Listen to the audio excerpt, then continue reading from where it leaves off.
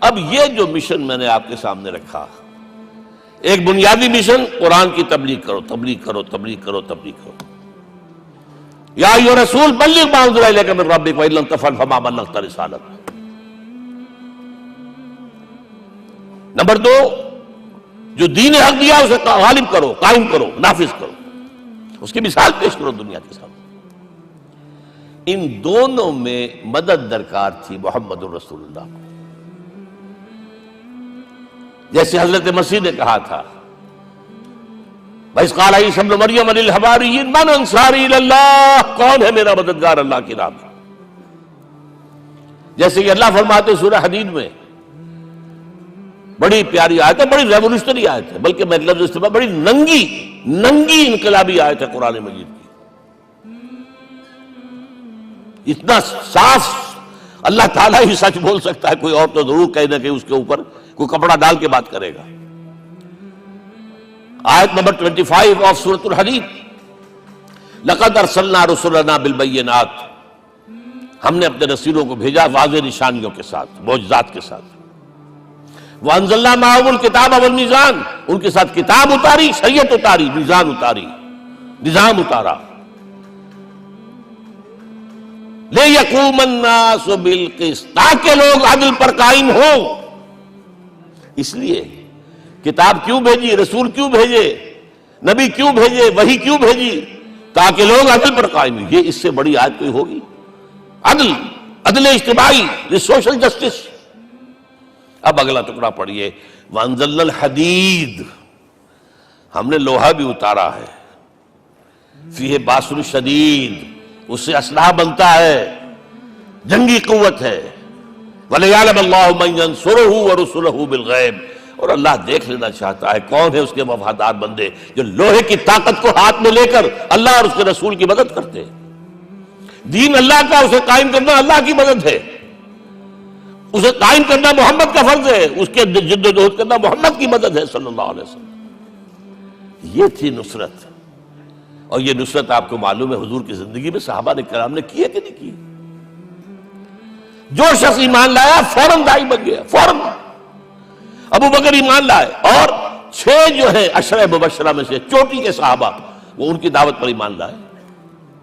سعد ابن ابی وقاص، طلحہ، زبیر، عثمان، سعید ابن زید، یہ سب کون ہیں؟ حضرت ابو بکر کی دعوت پر۔ نوجوان ہیں، مصعب بن عمیر کو گھر سے نکال دیا چچا نے، اور برہنہ کر کے نکالا ہے کم وقت نے، اس لیے کہ باپ مر گیا تھا، بہت دولت چھوڑ گیا تھا، ماں نے بڑے ناز و نام میں پالا تھا۔ کہتے ہیں 200 درہم کا جوڑا اس کا بن کر آتا تھا شام سے، جیسے کبھی ہم کہتے تھے کہ پنڈت نہرو کے کپڑے جو ہے پیرس سے سل کر آتے ہیں، اور جہاں سے گزر جاتا تھا مصعب، اتنا اس نے لگایا ہوتا تھا عطر کے پوری گلی جو ہے وہ خوشبو سے جو ہے بھر جاتی تھی۔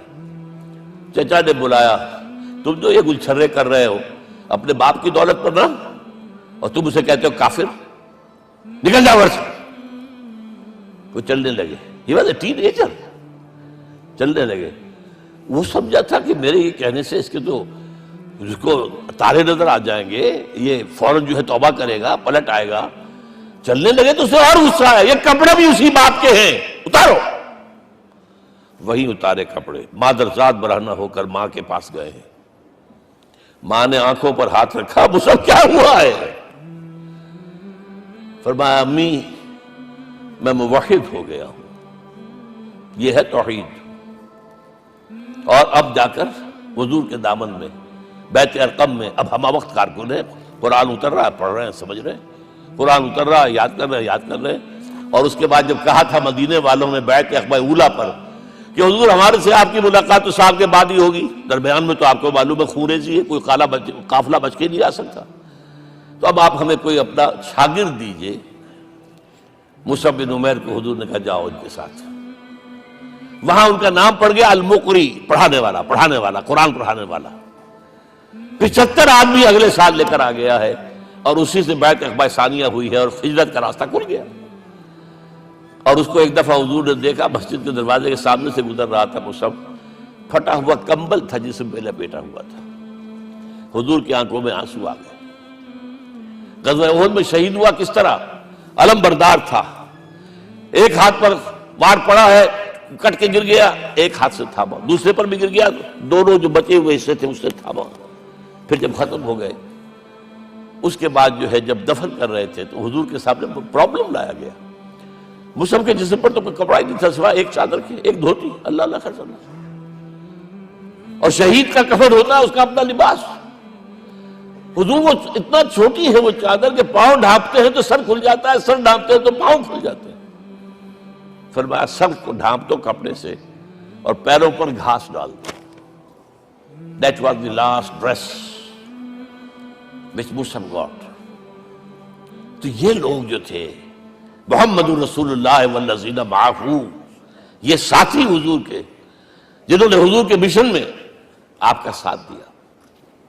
اور ایک خاص مرحلے کا تو میں آپ کے سامنے ذکر ہی کر دوں، اس لیے کہ دین کی اقامت، دین کا غلبہ، اس میں تو جہاد اور قتال آئے گا لا محالہ. Nobody is going to allow you to change the system.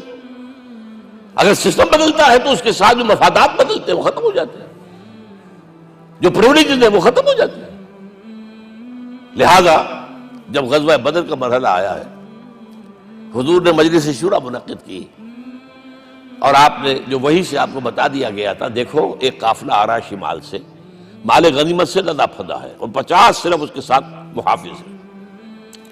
ایک لشکر آ رہا ہے جنوب سے ویل کانٹے سے لیس، اور اللہ نے وعدہ کیا ہے کہ ایک پر ضرور تمہیں فتح دے گا، بتاؤ کدھر چلے. یہ اصل میں کسی بھی سپہ سالار کے لیے وقت ہوتا ہے کہ اپنے ساتھیوں کے مورال کا اندازہ کرے. کچھ ہوں گے ہم جیسے کمزور بھی، انہوں نے کہا کہ حضور پہلے قافلے کی طرف چلے، آسانی سے فتح بھی ہو جائے گی اور ہتھیار مل جائیں گے. ہمارے پاس تو ہتھیار بھی نہیں ہے، گنتی کے لوگوں کے پاس تلواریں بھی نہیں سب کے پاس، تو 50 آدمیوں کے ہتھیار تو ملیں گے. پھر لشکر سے نپٹ لیں. اب حضور کہہ رہے ہیں اشیرونی اشیرونی اشیرونی. حضرت مقداد بن اسود کھڑے ہوتے ہیں، حضور ہمیں موسیٰ کے ساتھی نہ سمجھیے جنہوں نے کہہ دیا فَذَهَبَ رَبُّكَ فَقَاتِلَا إِنَّا هَاهُنَا قَاعِدُونَ. ہم موسیٰ کے ساتھی نہیں ہیں، ہم آپ کے جانثار ہیں. آپ جو آپ کی نیت ہے آپ بسم اللہ کیجیے، ہم آپ کو کیا پتہ ہمارے ذریعے آپ کو اللہ تعالیٰ آنکھوں کی ٹھنڈک عطا فرمائے.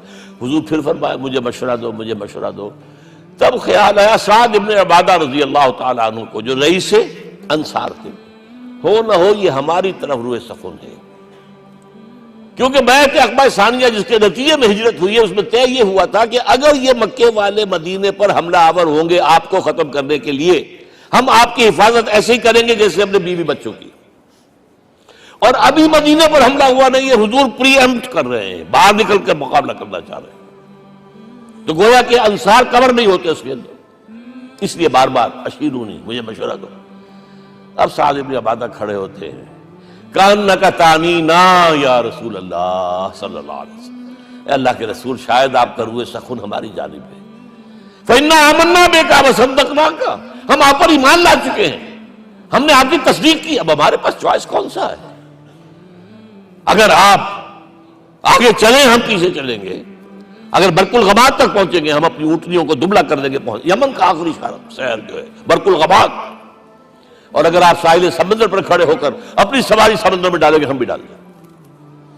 بہرحال یہ مراحل ہیں کہ جن سے گزر کر حضور نے اللہ کے دین کو غالب کیا اور قائم کیا، اور اس ہر سطح پر، ہر مرحلے پر صحابہ کرام نے آپ کا ساتھ دیا. جہاں آپ کا پسینہ گرا وہاں انہوں نے اپنی خون کی ندیاں بہا دی. محمد رسول اللہ والذین معہ اشداء علی الکفار رحماء بینہم. یہ ہے در حقیقت عظمت محمد صلی اللہ علیہ وسلم.